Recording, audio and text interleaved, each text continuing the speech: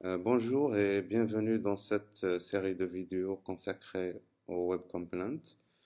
Euh, Nous sommes déjà dans la dernière étape, c'est-à-dire comment intégrer complètement les quatre spécifications, et donc à savoir les templates, les custom elements, le shadow DOM et les imports en un seul coup.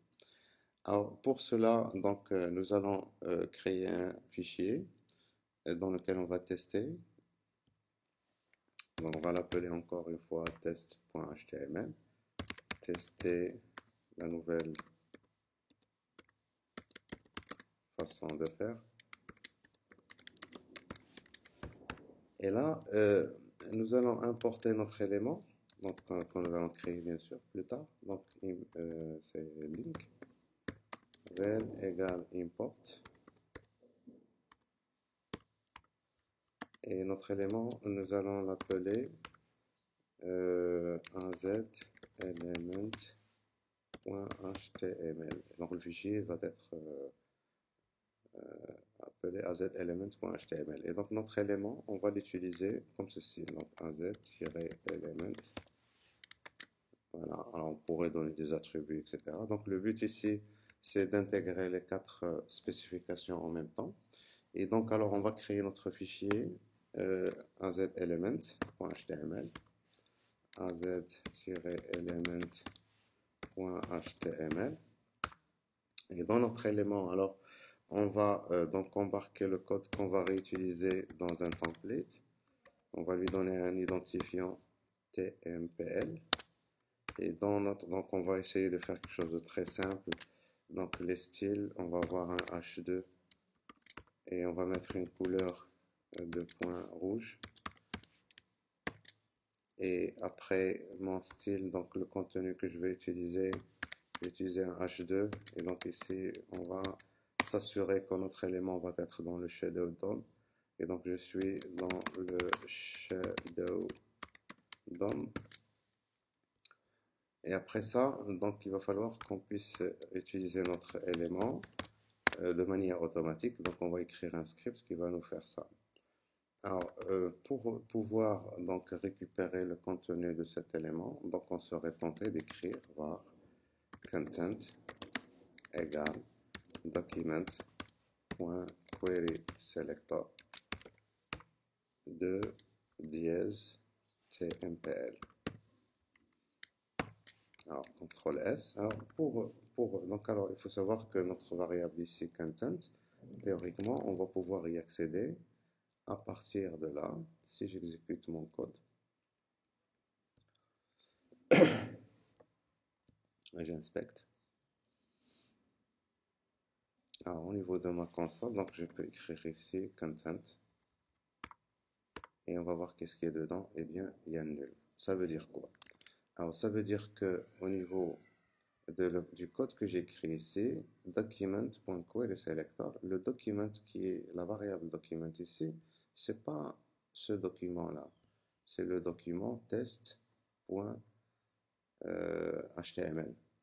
Et donc, pour pouvoir accéder à ce document dans lequel nous sommes, ben, il faut avoir une référence à ce document.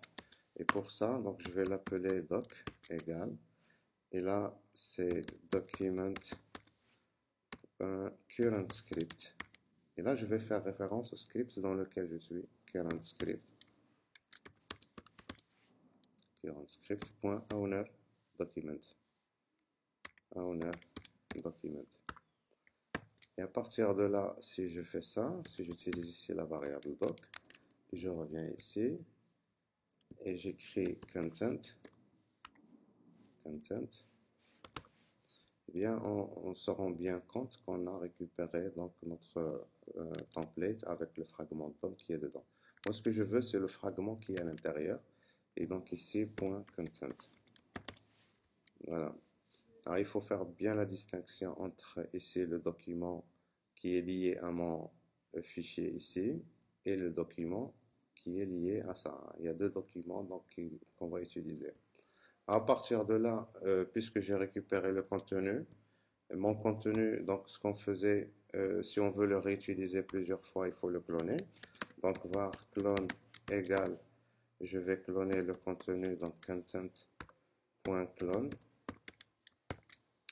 Et donc, on va donner le variable true, comme ça on va récupérer tout ce qui est dedans. Et après, on va créer notre élément. Alors, encore une fois, var proto. On va créer le prototype de notre objet. C'est object.create. Et donc, il va se baser sur un élément HTML standard. Prototype. Et après, on va, euh, on va créer la callback qui va être appelé à la création. C'est created callback. Et on va lui associer une fonction qui va...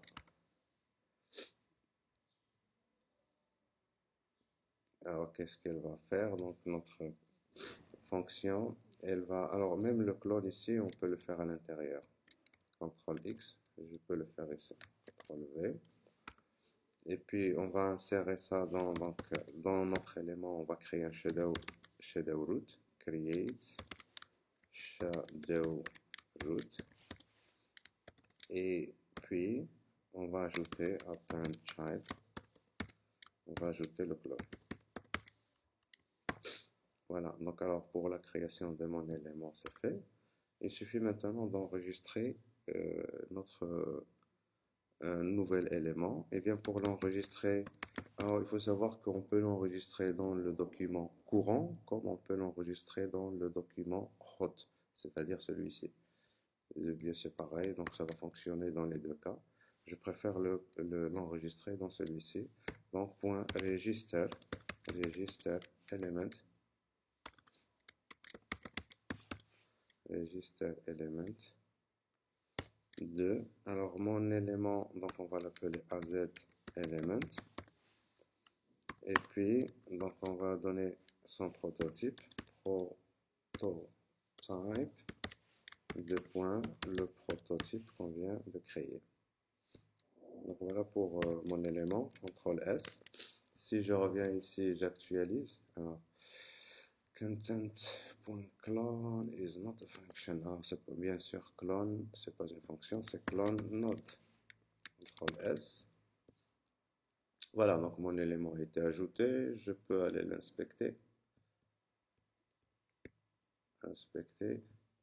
Et donc, on verra bien qu'on a notre élément et puis qu'on a le shadow DOM. Et dans le shadow DOM, on a tout le contenu. Et si moi, dans mon document hot, je crée ici une balise H2 et donc ici, tester la nouvelle façon de faire, la nouvelle façon de faire les choses. Bon. CTRL S, et bien les styles qui sont embarqués dans mon shadow DOM n'auront aucun effet sur le H2 qu'il y a ici. Et puis, je peux créer d'autres éléments. Donc, AZ element. Et je peux mettre du contenu dedans. Tester.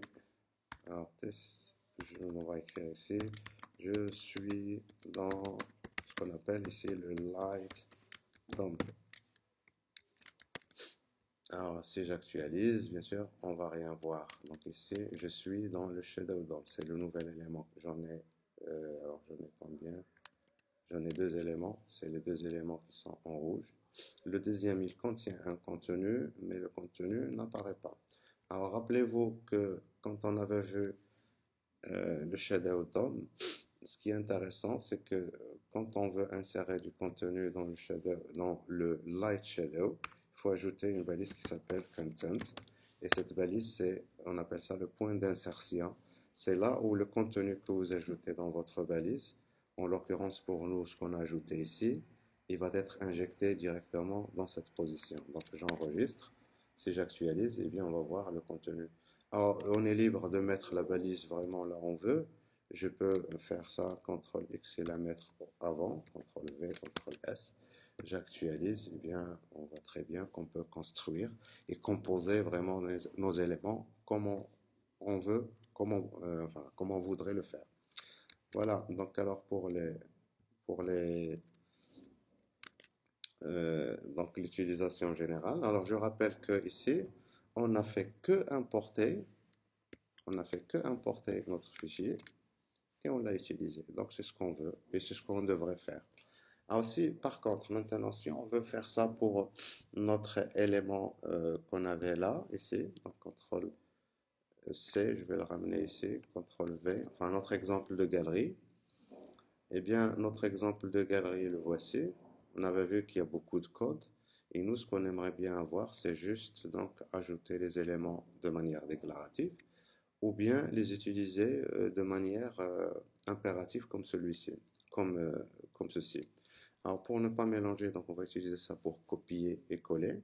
Et je vais créer un nouveau fichier que je vais appeler index 1 par exemple, .html. Et donc ici, bon, donc new way. Après, alors après ici, donc on va importer notre élément, import, rel égale, alors, contrat, c'est quelque chose qui ne va pas, c'est pas import, c'est link, rel égale import,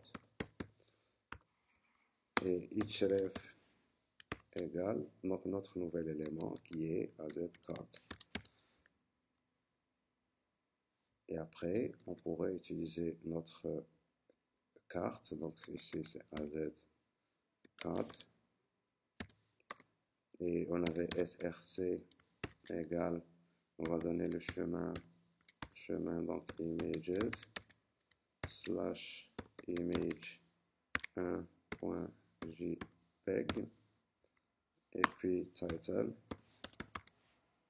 égale nature. Voilà, donc ça c'est mon premier élément. Et le contenu ici, donc on va mettre juste du texte, donc content. Alors si je prends mon élément et je le duplique, donc on pourrait créer autant d'éléments qu'on veut de manière déclarative. Donc là, troisième élément, donc voilà. Alors maintenant, il va falloir qu'on crée le fichier azcart.html. Et donc on va le créer, az-cart.html. Alors qu'est-ce qu'on va mettre dedans? Bien, on va copier donc le code du template et des styles. Donc le template, le voici.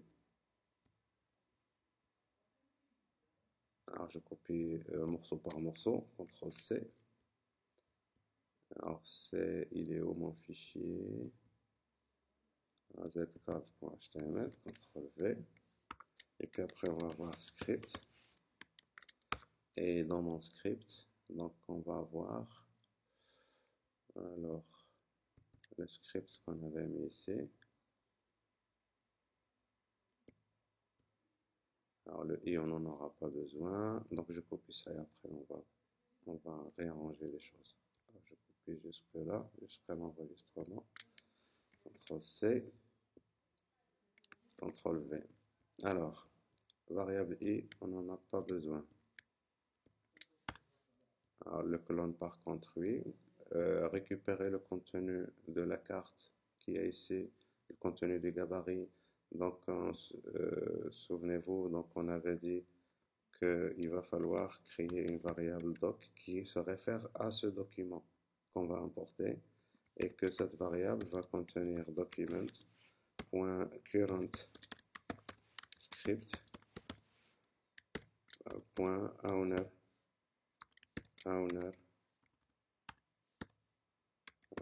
document. Voilà. Et ici, donc c'est doc. Et on va récupérer donc le contenu. On crée le prototype. On crée la callback. Alors ça, on n'a pas besoin. On crée la callback. On clone le nœud. Alors, cloner le nœud ici. Document.import node card. Alors, je suis dans le doc ici. Je suis dans ce document. Et donc, de toute façon, la variable, alors donc ici, la variable card devrait être reconnue même ici. Donc je garde ça, document. Hein. Et puis alors, ça, on enlève tout ça. Et là, on crée le shadow root dans notre nouvel élément et on ajoute le clone. Et après, donc ça, c'est juste la gestion de modification des attributs. Et là, j'enregistre mon élément. Donc, CTRL S. Si je reviens vers mon document, qui est index 1, qu'on vient de créer, qui contient uniquement l'import et l'utilisation, et on va les tester. Voilà, donc on voit très bien que ça marche, il n'y a pas de problème. Et on peut faire ça à l'aide de JavaScript si on veut, donc créer des éléments. Alors, ici, juste pour... ici, je déclare des variables. Je déclare la variable clone, je déclare la variable doc, etc. Si je reviens ici à la console, il faut savoir que ces variables, ils sont globales. Et ça, c'est très mauvais. Donc, je n'ai pas besoin d'exposer des variables qui concernent uniquement mon élément. Pour éviter de faire ça, on va encapsuler tout ça et dans une closure, CTRL X. Et donc, cette closure, c'est une fonction tout simplement qui va s'exécuter automatiquement. Donc, fonction à exécution automatique. Et donc, pour créer une fonction à exécution automatique, c'est ça. Ce qui est intéressant, c'est que toutes les variables que vous déclarez à l'intérieur de votre fonction, ils sont accessibles à l'intérieur, ils vont s'exécuter à l'intérieur et ils ne vont pas être globales, puisque j'ai utilisé ici le mot-clé var. CTRL S, si je réactualise, voilà. Mais par contre, alors on avait utilisé la variable, est-ce qu'on a fait ça pour récupérer dans l'enregistrement, voilà. On a fait ça, donc var azcard. Est-ce que azcard maintenant est accessible? Eh bien non. Si je veux que ça soit accessible et que ça soit global, je peux tout simplement enlever le mot-clé var et par défaut, cette variable va devenir globale. Et donc, va être attachée à window. Donc, si vous écrivez window.az card, eh bien, on a le constructeur. Et donc, je peux ajouter un élément de manière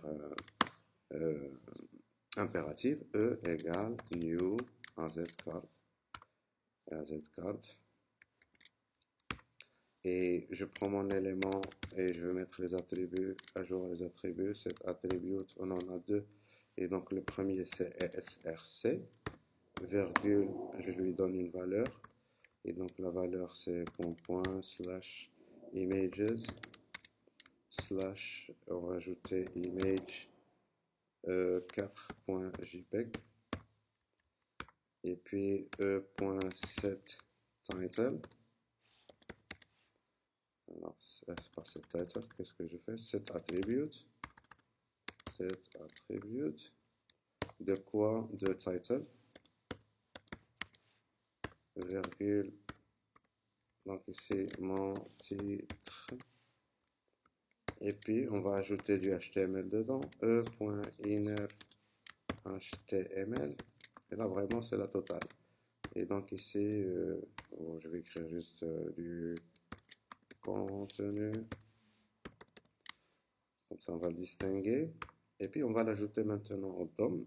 Et donc, pour ça, donc, document.body.append child. Et je vais ajouter mon élément E et boum.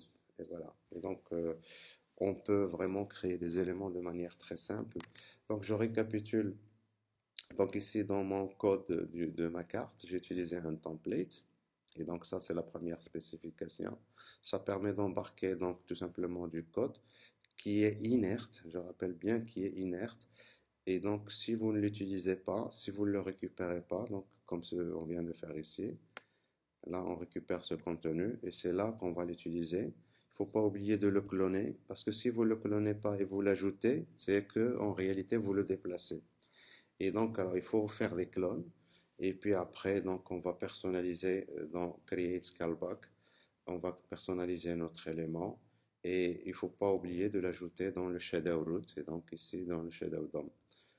Voilà. Après, donc, bien sûr, si vous voulez utiliser l'aspect impératif, c'est-à-dire utiliser du JavaScript pour manipuler vos éléments, vous êtes obligé de définir l'attribut attribute change called, lui associer une callback qui va être appelée à chaque fois qu'un attribut est modifié.